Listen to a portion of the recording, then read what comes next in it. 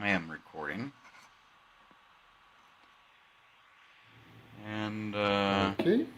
I mean, yeah, there's just not much going on in Macedonia. Yeah, it's actually not that eventful. Oh. Well, I suppose we should do a podcast here. Yeah. Beats doing nothing. Yeah, alright, we'll kick it up here. 1, 2, 1, 2, 3, 4. Hillary has been lengthening her excuses as to why she lost the election. She didn't really lose the election. It was stolen from her by, I think it's up to 24 different excuses she has now. Number 24 is content farms in Macedonia. And as I said, my grandfather was a Macedonian content farmer, and we often think about, gathering on the porch and recalling the old days on the Macedonian. He never thought that the old content farmers he left behind in Macedonia would one day steal the U.S. presidential election. They are gnarled, hard-working Macedonian peasants, and the way they were able to reach out and steal the election from a... For those of us who follow the news closely or are involved with the media on a daily basis, it is interesting to note that, with the beginning of November, international news on Macedonia seems to have dropped off. With the exception of one BBC article on November 2, timed, it seems, to keep Western interested, there's been little attention paid to Macedonia. It's almost as if Western exhaustion has set in. And yet there is plenty going on in Macedonia. Zoran Zaev hinted this past week that elections might be postponed using NATO membership as an excuse. The ongoing scandals with Boki 13, Katici and Neva and others continue to simmer just below the surface. And the government of Zoran Zaev admitted that progressive tax rates don't work, and announced that they will reintroduce the 10% flat tax instituted by Vomro Dopomene. And Zoran Zaev compared himself to the 17th century fictional character Don Quijote, a man who was insane. We'll discuss all of this and more on this episode of the Macedonian Content Farmers Podcast. I'm Jason Miko, coming to you from the foot of the Catalina Mountains in Oro Valley, Arizona. And this is Cvetin and calling in from Zaev's fifth of Macedonia. Excellent. Hey, this is, we're recording this on Sunday, November 3rd. It will drop tomorrow, Monday, November 4th. Cvetin, last night, it's cool enough here now that I finally broke into my dwindling supply of rakia. I have a couple of tikvesh rakias that I opened and just enjoyed on my backyard patio with all the windows and doors open, sitting in a t-shirt and shorts, sipping rakia. And it's that time of year when things are between the hot summer months, at least here in Arizona, and before we drift into the cool months, and of course we have Thanksgiving coming up here, and then Christmas and whatnot. But it's just this absolute perfect time of year, and things slow down a bit. And as I mentioned in the monologue, it seems like the international conferences on Macedonia have all mostly stopped. There's not a lot of jet setting from the government of Macedonia up to Brussels and other places, although I know something's going on. I mentioned the BBC article, and things have just kind of seemed to have dropped off in terms of the international focus and attention on Macedonia. And yet, as I also mentioned, there's still plenty going on there. Let's start with the past couple of weeks we've talked about the revert. Let's talk about the flat tax revert. So the government, the finance minister, I believe, and I can't remember her name. What is it? Nina Angelkovska.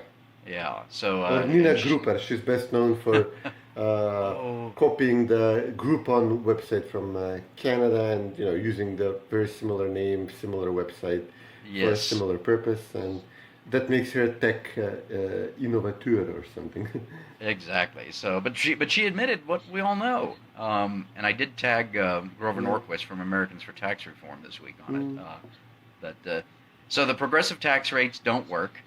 The government is reintroducing the 10% flat tax, and I saw another article that a number of Citizen members said that they might as well go ahead and drop the Social and the Democrat from their title since they've and as well as Macedonia, of course, or at least add the north to Macedonia in that. Yeah.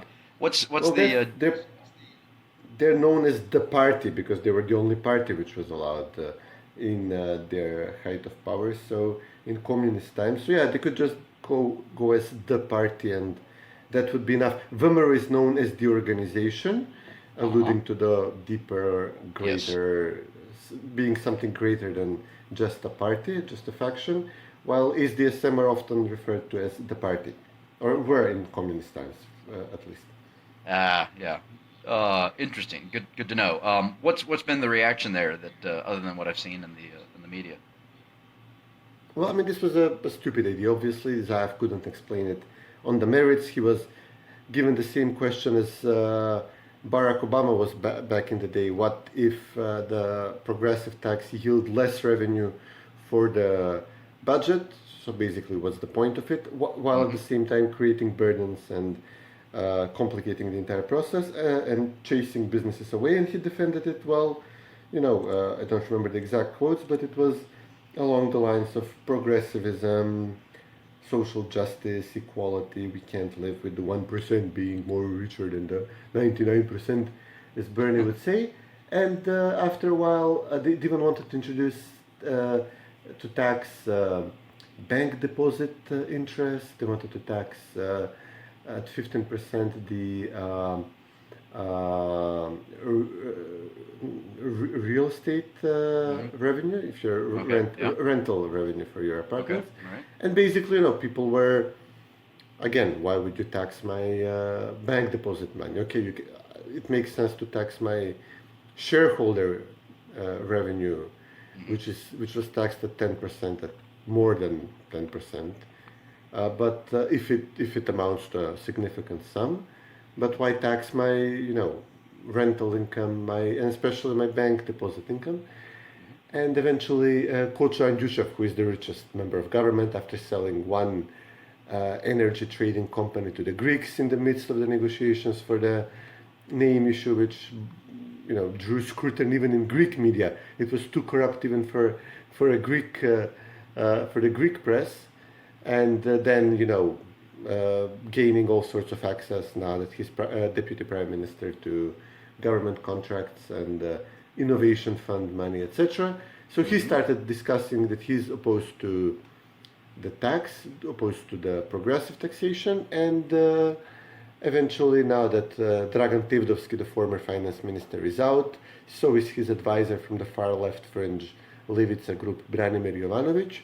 So those two are out of the government, and essentially the move is seen as Quatro and Yusuf and Zaev, who is probably richer than Quatro by now, telling the nominal finance minister Nina Angelkovska that she is the one who needs to present this to the public. She did, and among the dedicated left, there was outrage. Everybody else was like, well,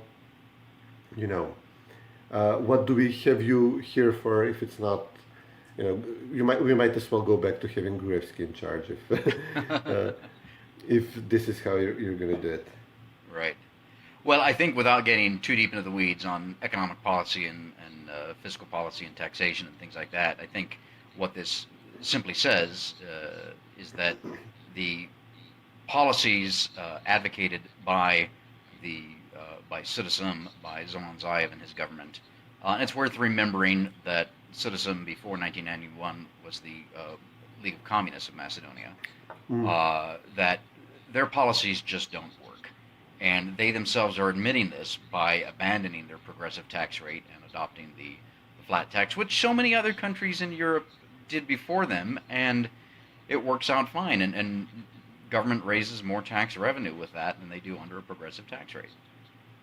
Yeah, and even Gruevski came out with a comment saying, well, you had like 5-6 investments in manufacturing in the past 2.5 years. He says, I estimate, maybe he is overdoing it, but not by much, that under my regime of low regulation, low taxes, and if it weren't for all the disturbance you caused with the colored revolution, we would have had about 100 in this period. Because in reality, yes, he was either opening a new manufacturing plant each month or starting, announcing the groundbreaking for one. So he might be overdoing it with, seeing 100, I think he said 100, 120, but not by a lot. He's really not overstating it by a lot. The colored revolution really came at a time when our economic pro-business model was in full swing, giving the best results we could hope for. And by now we have fallen, I think, like what, 7 places at the doing business report. Yes. All the corruption, can't even continue covering it up, even with pliant media and internationals and judiciary. So yeah, it's significant damage that they caused with the higher taxes and the more complicated regulation. Now they want to increase the minimum wage again, and the textile companies are saying, well, we're going to shut down. And again, the Levitz idiots, which were involved in this earlier tax hike, they're saying, well, let's seize the textile factories and run them with government funding, and let's arrest every textile entrepreneur who fires anybody from his textile mill if the minimum wage is increased. Like, okay, they're just going to close them and you can nationalize them. They're going to sell the land and the machines and get out of here. What have you accomplished? This is what's happening here in the economy. It sounds like Bernie Sanders and Elizabeth Warren. Seize the means of production. They literally use that phrase. Seriously, seize the means of production? Oh, bloody hell. Seize the factories. Seize their factories and put them in prison for good measure. Wow. Well, that's incredible, and I think it also points to the fact that Zoran Zaev and his government have been putting all of their political capital into, in the past 2.5 years, of course, changing the name and the identity and everything about Macedonia, and then getting NATO and EU membership. And yeah, NATO membership is sometime 2020, but EU membership is, actual membership in EU is at least a decade off, even if everything were to work together. Yeah. And as we've seen in the past couple of weeks, nothing's working right now. And in the meantime, he's wasting his time. He's not pursuing foreign direct investment. He's been pursuing a progressive tax rate. Now he's at least is going back to the 10% flat tax rate. But the whole issue of regulation, deregulation, and corruption and everything else, he's not doing anything to help the economy, whereas the previous administration, for all its faults, for all its warts, for all its problems, at least was pursuing fiscally sound economic policies and bringing in foreign direct investment, which at the end of the day, membership in NATO, membership in the EU, membership in whatever organization, people really care about putting food on the table, taking care of their families, sending their kids to school, going on vacation once or twice a year. That's what people want. And that's what they're focused on. And the government of Zoran Zaev does not seem to be, it seems to be tone deaf to those needs and wants and desires of the Macedonian people. But pivoting now to elections, so we saw that Zoran Zaev said, so again, the elections have been set for April 12, 2020, which means by January 3, 2020, the new government has to come in. Zoran Zaev has to resign. There's a caretaker prime minister. Vomero puts in some members. By February 11, I think it is, the parliament has to dissolve. Yeah, something like that, yeah. Yeah, and then the issue came up. Well, yes, as NATO is being approved by the various NATO member states in whatever form they have to do, then eventually it all comes back to Macedonia, and the Macedonian parliament has to ratify that. And so if Zaev said that if Parliament dissolves and then the what's it called, the protocols, I guess, come back to Macedonia, and there's no Parliament in sitting, then we can't approve that, and we can't be a member of NATO right away. So he's suggesting, hinting at that elections have to be postponed. Whereas Miskolsky came out and said, well, no, Parliament can be reconstituted in an emergency. What's the truth? Which man is telling the truth? Tell you frankly, I didn't even know that we have to vote on this thing after everybody else has ratified it. And besides, it's just a formality. Everybody in Parliament would vote in favor. I doubt that anybody would be opposed, except for depending on the name, how the name is, whether I'm not sure if the name features prominently on this document or whatever, but the opposition has been voting on different issues and initiatives in parliament, so even here I don't think this would be a problem. But I think that basically Zaev bought some time, to cushion the blow from the Brussels fiasco when he announced the elections, but then faced with the reality of the polls, because he lost the presidential elections. He didn't lose them, but the clear balance of power he needed to have Dewey on board to barely even out Vimera's votes. So and this was before the racketeering scandal. This was before the Brussels disaster. So he can clearly expect to stand even worse in general election if he does not have Dewey by his side, and Dewey is unlikely to accept being cannibalized further because Zaev is eating away at their votes, their Albanian votes. That is the only growing demographic for SDSM.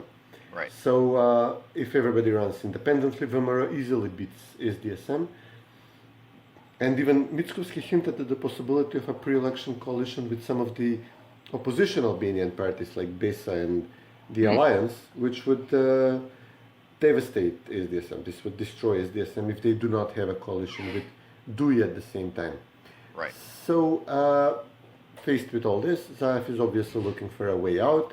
Maybe he says, okay, I managed to survive the blow of the Brussels decision, and now I can try to abandon the elections and postpone them for October, December, maybe even later if something unforeseen happens. There is a rumor going around, obviously, that he might even try to go for a declaration of a state of emergency on some grounds and postpone the elections even further.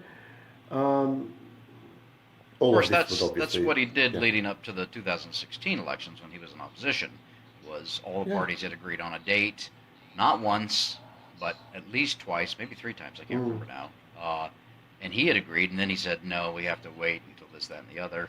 There was the whole issue, if you remember, and this, I'm old enough to remember, when the opposition said that the electoral rolls weren't right, and they needed more time to suss that out and figure that out. And they said that on more than one occasion, and yet it's just a smokescreen. So they dropped that, and anyway, we'll see if. But again, today's November 3rd, so 2 months from today, January 3rd, the new government would be in place. At that point, then it's impossible for him to, I think, to get out of it, and he won't be prime minister anyway, even though he'll be controlling whoever the prime minister is.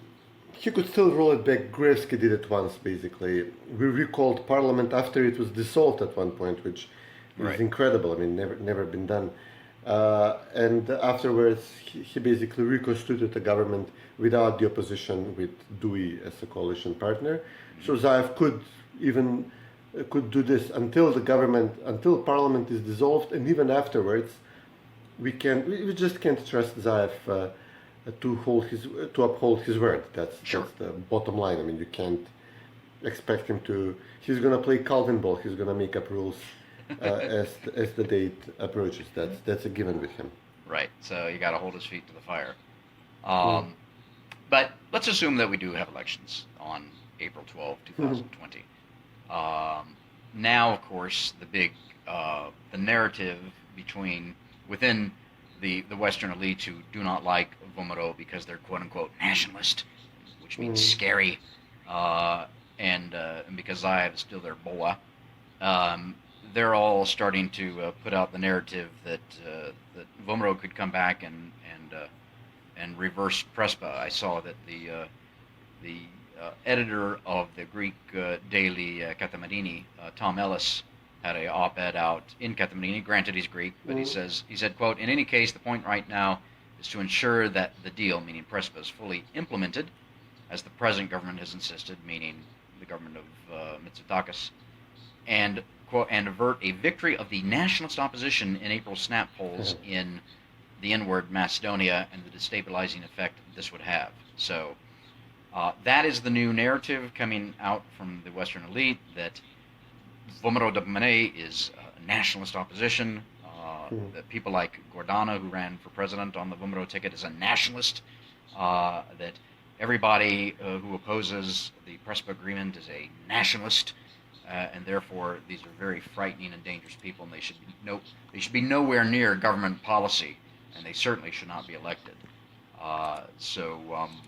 That we will be treated to more and more in the coming months. Rich Lowry, who is the editor for National Review, a fine publication that you and I both subscribe to and listen to, one of the intellectual heavyweights for the conservative cause in America and indeed around the world.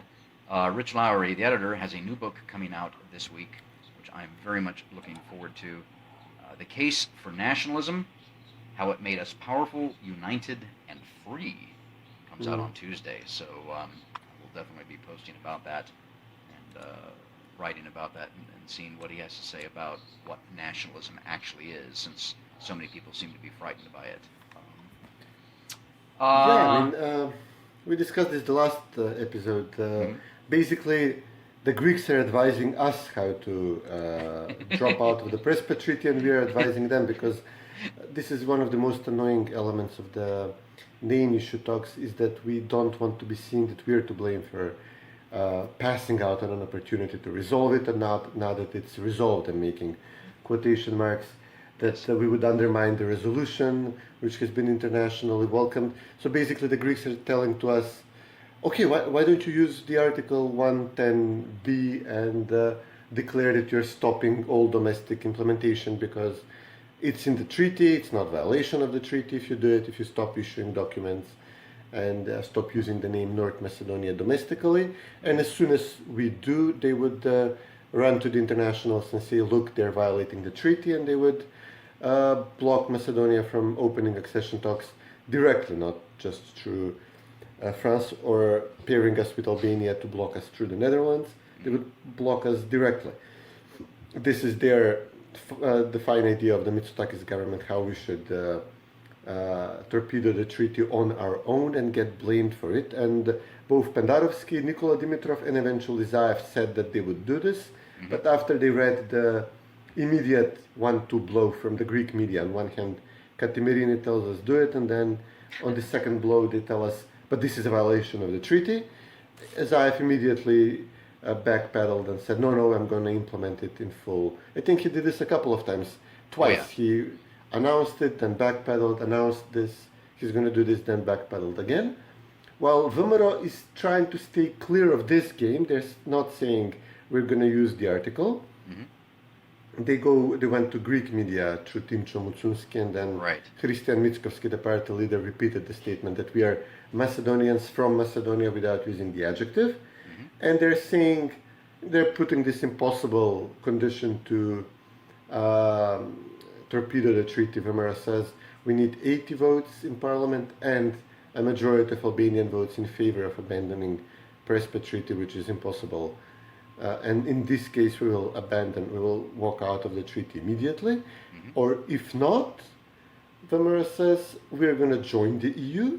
And once Greece has given us this tremendous gift of both NATO and EU membership and cannot take it back, it's irrevocable, irreversible, then we're going to get our name back from within the EU, and let me see which EU member state is going to stop us once we are an EU member country. And this is said to the Greeks, basically, that if you don't walk away from the Prespa Treaty right now, and obviously that means you are the ones who will get blamed for walking away from the treaty. If you don't do this right now, we're going to trick you in a very Greek fashion, which, Greeks are well known for going back on the renegotiating the deal after it's been struck, and like they did with the 95 interim accord, which they blatantly disobeyed and disregarded. So basically Vomero is telling them, once we get the irrevocable deliverable from your part, we can easily change the name like Sri Lanka did, or the Czech Republic is now, I guess, doing, and a bunch of other countries, Zimbabwe, whoever. So you stop it. Either you stop it now, or we're going to make you look idiots in 10 years, 15 years time, whenever we join.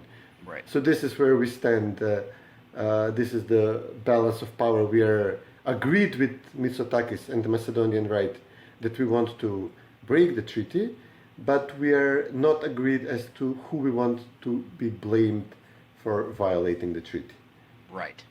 Now, there's a lot going on in what you just said, and a couple of points. Number one, this worry amongst the Western elites that Vomero is one way or the other. No, however they do it, we're not addressing that, but the Western elites are worried that Vomero, once in power, will ignore or abandon Prespa, etc., which is an implicit admission that Prespa can be abandoned and can be ignored and can be reversed. Yeah. And that is a fact, because all international agreements, no matter how many times they insist that they are irrevocable, irreversible, written in blood, whatever, all international treaties throughout all of human history have been, are, and will be revocable, reversible, etc.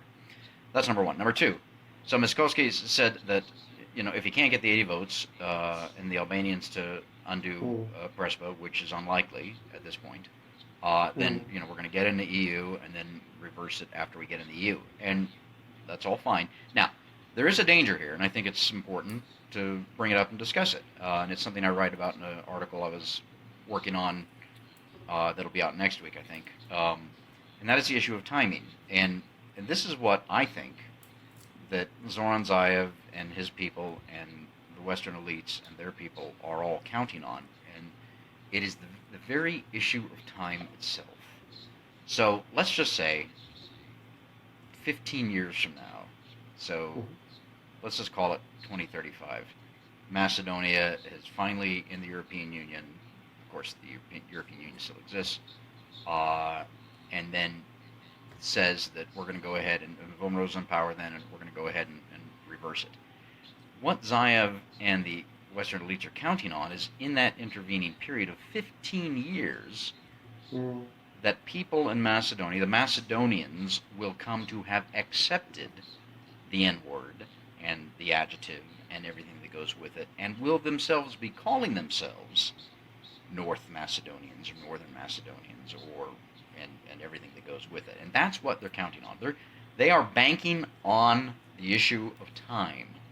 And of course, human nature being what it is, and history being what it is, and we're students of both human nature and history, we know that certainly that is a possibility.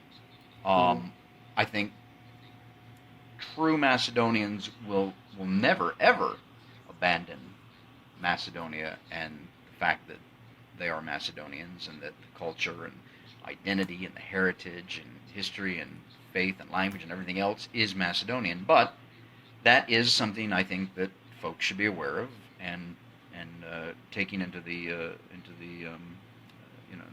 calculation.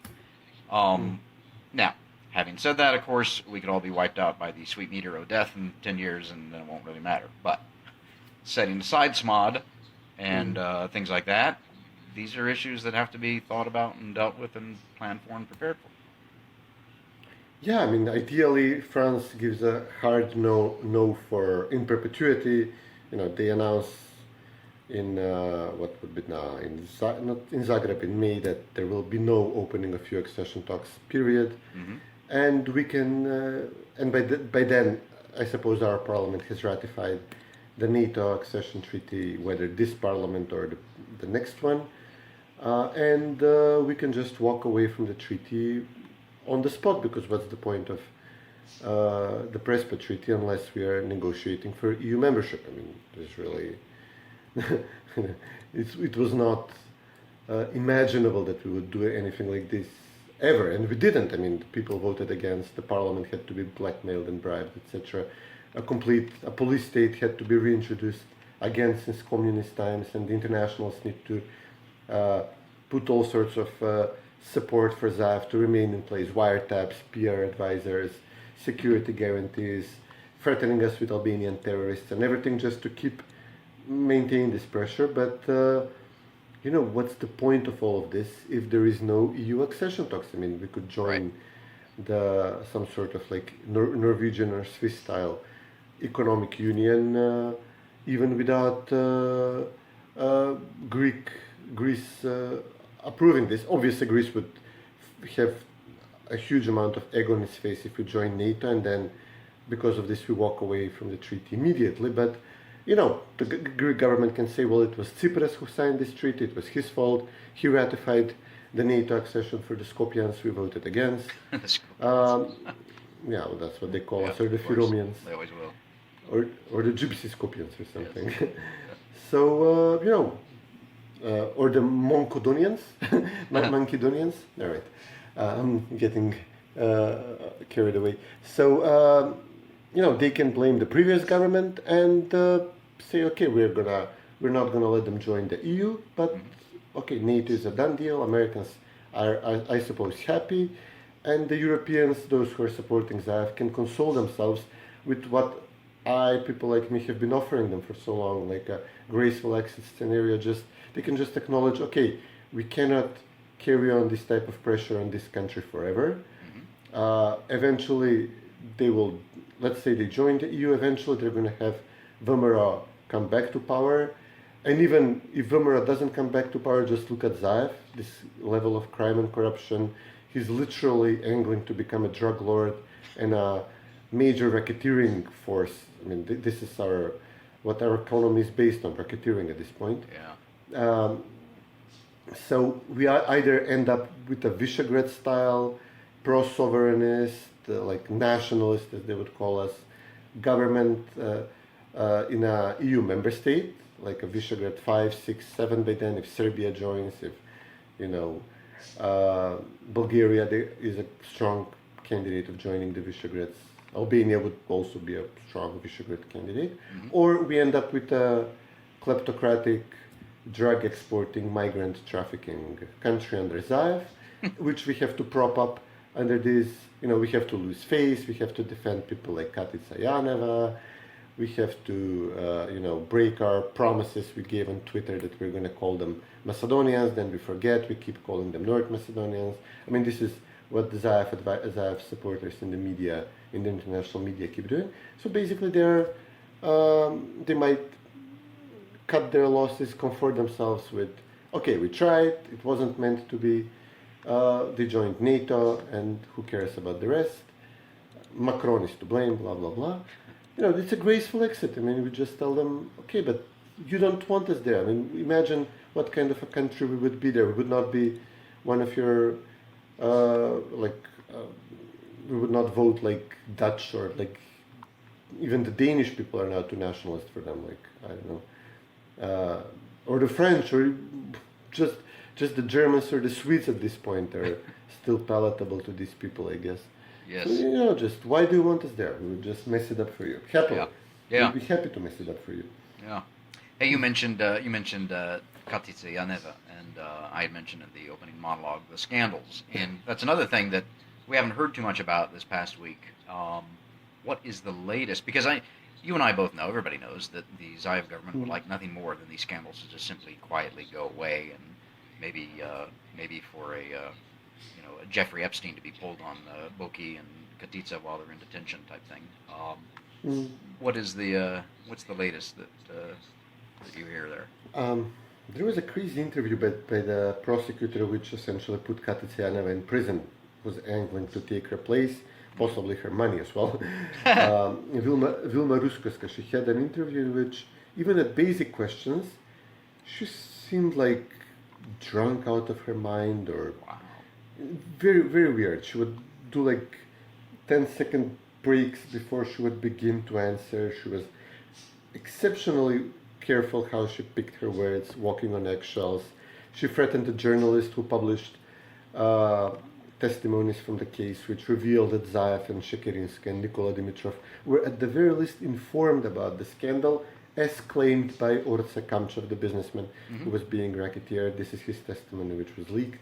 She confirmed that the leaks are genuine, but she wants to put the journalist in prison. Naturally. She was asked, well, why don't you investigate?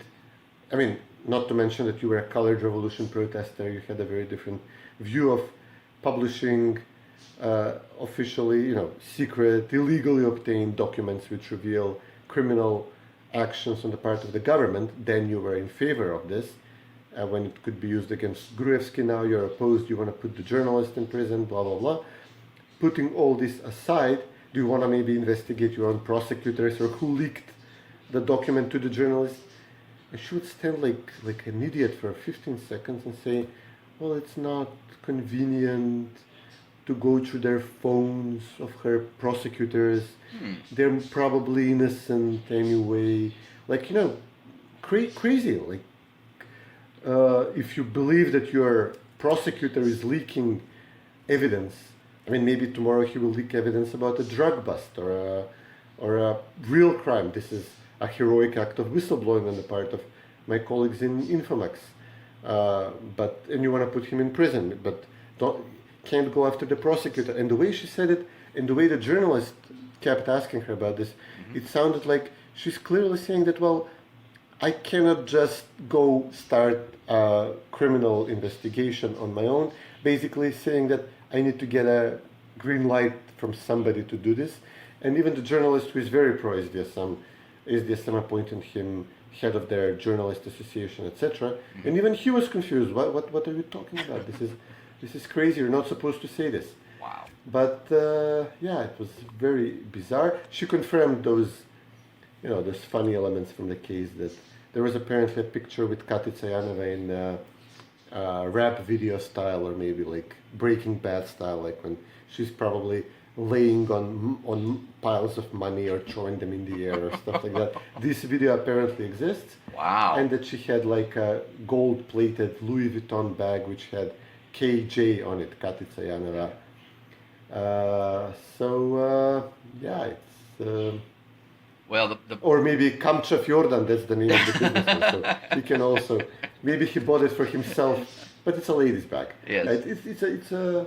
We have all these great new snippets from the case, like part of folklore immediately, but the big stuff, the big points are that the prosecutor investigating this all but acknowledged that she cannot investigate the case freely unless she's told to do this, to do that, and that the testimony is correct, and that Zaev, Shekerinsky, and Dimitrov, as retold by Orza Kanchev, were involved. Right. Well, I think the facts remain that, number one, these are ongoing scandals. Number two, the main folks, Poki 13 and Katica Janeva, who are in detention, are going to break at some point or go mad, or something's going to happen to them.